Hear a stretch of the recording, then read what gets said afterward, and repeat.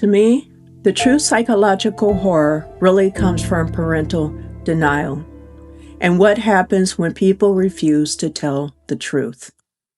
Rather, face the truth. The deeper the characters fall into denial, the more buried truths begin forcing their ways back to the surface. And underneath all of that is grief. The kind of grief that slowly poisons everything around them. Their decisions, their relationships, and eventually their state of mind. So the film follows Maddie and Frank, who gets this really panicked phone call from their daughter, Alice, saying that she just hit someone on Hallow Road. And while they're driving to get to her, the entire situation just starts falling apart emotionally. The two parents keep going back and forth over what they should do next. Do they tell the truth? Or do they try to cover up the whole thing? But then the film introduces these really unsettling phone calls from a stranger. And that's when the tension gets worse, because it feels like the night is slowly closing in around them. The longer they're on the road, the more buried issues start coming to the surface. Old mistakes, resentments, and control issues. And what starts out as a crisis slowly turns into this emotionally unraveling between all of them. The film feels incredibly claustrophobic, even though most of it takes place on an open road, because emotionally, there's nowhere for these characters to escape. They're trapped inside of a car. They're trapped inside their own guilt and trapped in conversations that keep getting more and more suffocating. And that tension never really lets up. Every phone call, every silence, every argument feels like it's pushing the characters closer to a breaking point. What makes this film emotionally exhausting is how grounded it feels. Nobody feels exaggerated or over the top. The panic, the fear, the desperation all feels painfully human.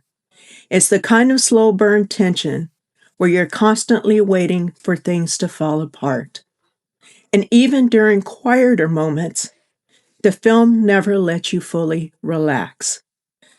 This is a constant emotional pressure hanging over every scene, like everyone is one sentence away from completely unraveling.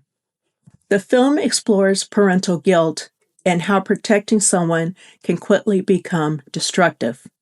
It constantly blurs the line between accountability and self-preservation. The characters want to do the right thing, but fear keeps getting in the way. There's also a strong sense of family dysfunction and emotional disconnect. Conversations feel strained, and buried resentment slowly starts surfacing throughout the night. The film also touches on control versus autonomy, especially between the parents and their child. And underneath all of it is unresolved trauma and the lasting damage caused by impulsive decisions made under pressure. The atmosphere feels very stripped down and enclosed, which makes the film feel even more intimate and uncomfortable. Most of the tension comes from darkness, phone calls, and conversations that feel like they could explode at any second. The sound design is especially effective because the film relies more on voices and silence than big dramatic moments. Sometimes the quiet moments feel more unsettling than the arguments themselves. And throughout the entire film, there's a constant feeling of dread that never fully lets go. For me, Hollow Road is less about scares and more about emotional pressure. The horror comes from guilt, fear, and denial. It's really about watching people fall apart while trying to deal with the consequences they can't undo. And even though the film moves slowly, the tension never really goes away. If you enjoy slow burn psychological thrillers, grounded performances, and emotionally heavy stories that slowly unravel over time, I think this film will really work for you. The film is currently streaming on Hulu, and its runtime is an hour and 20 minutes. I appreciate everyone for stopping by and listening to my review of Hallow, which came out in 2025. And if you have seen the film, let me know your thoughts. If you plan on seeing the film and you do, let me know what you thought of it. Until next time, I wish everyone a good morning, a good afternoon, or a good evening. It all depends on where you are. Ciao!